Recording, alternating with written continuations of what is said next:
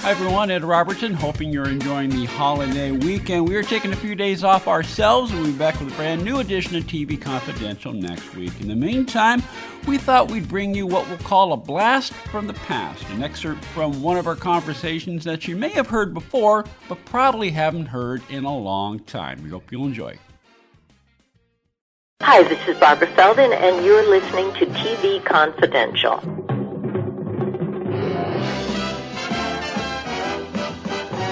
We're talking to Vince Waldron, Emmy Award-winning writer for When Ben Stein's Money and the author of the official Dick Van Dyke Show book, the deluxe expanded archive edition of the definitive history of television's most enduring comedy series. Vince's book features everything you wanted to know about the making of the Dick Van Dyke Show as seen through the eyes of the cast and crew, including Carl Reiner, Mary Tyler Moore, Rose Marie, Maury Amsterdam, Larry Matthews, and of course, Dick Van Dyke himself. The official Dick Van Dyke Show book is available as a softcover edition in bookstores everywhere. It is also available as an ebook through Amazon.com, Google Play, Kobo, Nook, etc. For more information, go to DickVanDykeShowBook.com or Facebook.com/Dick Van Dyke Show book. The only challenge was Laura Petrie because, again, an ensemble, and they knew it had to be a good chemistry.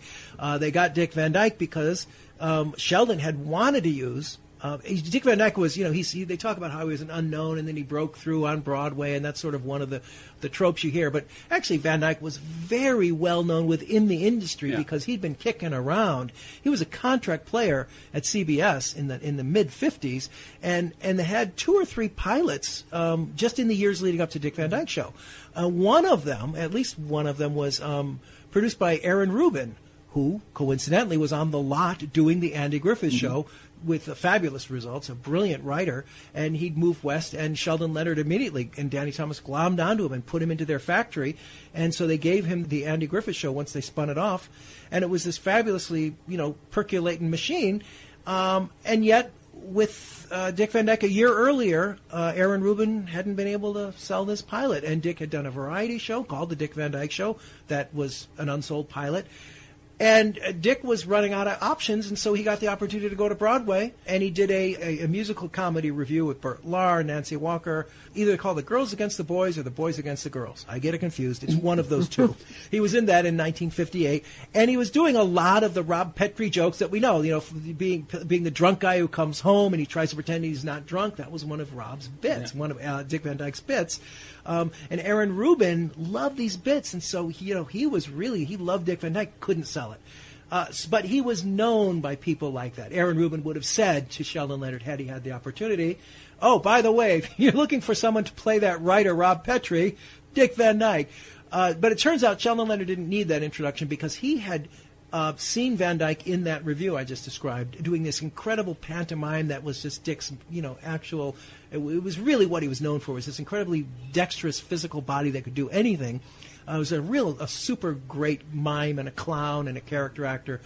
And Sheldon was so impressed by that, he went back to Danny Thomas that year, in the 58, and said, "Hey, you know how we're going to recast, we're going to bring in a son-in-law for Danny?" It turned out to be Pat Harrington. Mm-hmm. They wanted to bring in Dick Van Dyke for that. And for whatever reason, they went with Pat Harrington, and that was a good choice.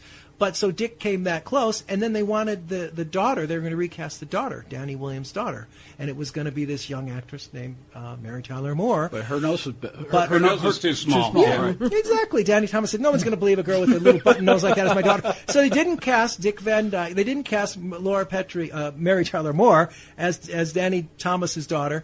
And they didn't cast Dick Van Dyke as Danny Thomas's daughter's fiancé. And so but Laura and Rob were on their way. They were on the radar. So they almost came together then. So maybe it was just fate that a couple of years later, Sheldon Leonard said, Dick Van Dyke, he's in Bye Bye Birdie. He's killing it. He was a big hit. Carl Reiner took one look and said, that's the guy, because he would be believable as an introverted writer.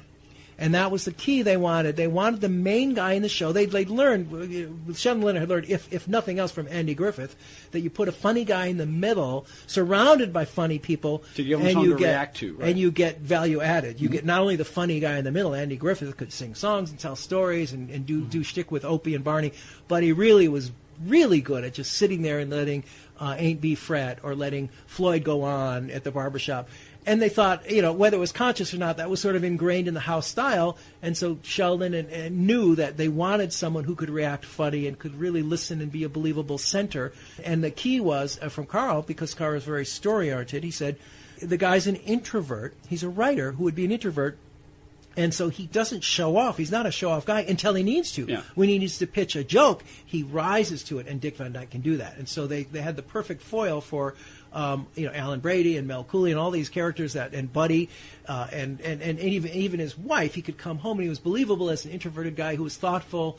You'd go, okay, he's not like a joke-a-minute guy. When he's at home, he's actually concerned if Richie's failing in his homework or he's got to help his wife crash the car or whatever happens. This is a guy that's a durable centerpiece. And so that was there. The only piece missing was the wife. And we'll talk about how they cast the wife, Laura Petrie, played by Mary Tyler Moore, in just a second. In the meantime, we're talking to Vince Waldron, author of the official Dick Van Dyke Show book.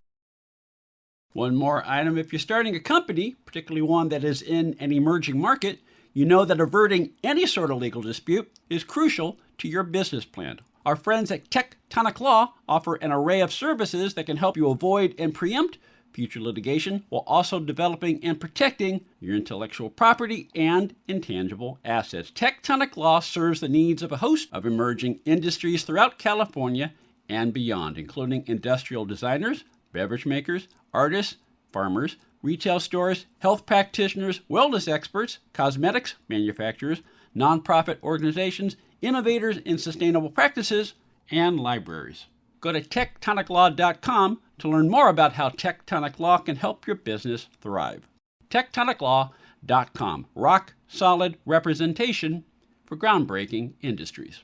This portion of TV Confidential is brought to us by our friends at Front Porch Realty, the community of realtors in the Northern Bay Area of California that is committed to finding the solution that is best for their clients. Whether you're a first-time home buyer or looking to sell or lease your property in Northern California, call Karen Strain at 415-886-7411 or visit frontporchrealtygroup.com for more information on how they can help you. Hi, everyone. Thanks for listening to the TV Confidential podcast. If you like what you hear, please consider subscribing to the TV Confidential podcast, or better yet, give us a review on Apple Podcasts, Podchaser, or wherever you listen to our podcast.